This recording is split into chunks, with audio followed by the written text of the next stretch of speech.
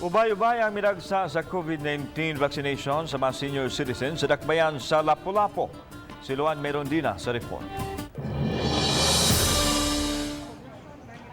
Ning unang adlaw sa pagpamakuna sa mga senior citizens dinhi sa Gunob Elementary School, usa sa labing unang nagpabakuna ang 93 anyos nga si Rafael Ibanez Jr. taga Babag 2. Uban niyang nagpabakuna ang 63 anyos niyang anak ug ang iyang umagad nga senior citizen na usab.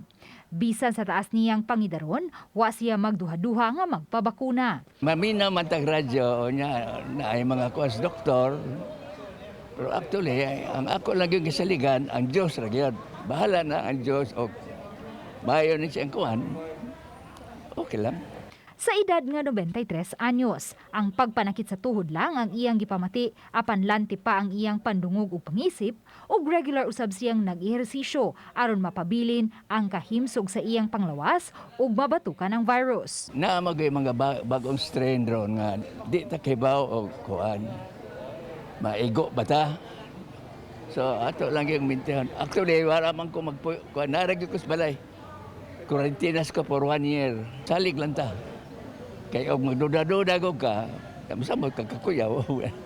Mato ni Dr. Ashley Espedido, Assistant City Health Officer, may 1,100 ka mga Sinovac nga nadawat ang dakbayan gikan sa DOH-7. May sobra pa usab nga 400 ka mga doses sa Sinovac nga gitagana sa mga health frontliners.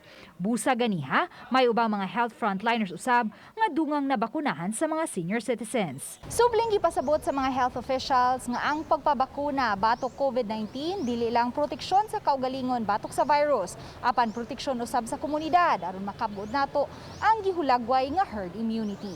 Muna akong giawhag ang mga senior citizen kay sila may vulnerable kay na grupo na mo tampo sa ilang kasatagsa ka kaugalingon na mo suporta ning bakuna para maka-attain tag herd immunity.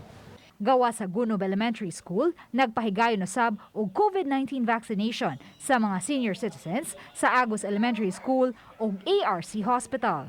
Uban ni Marlon Melgazo, Luan Merondina, Balitang Bisda.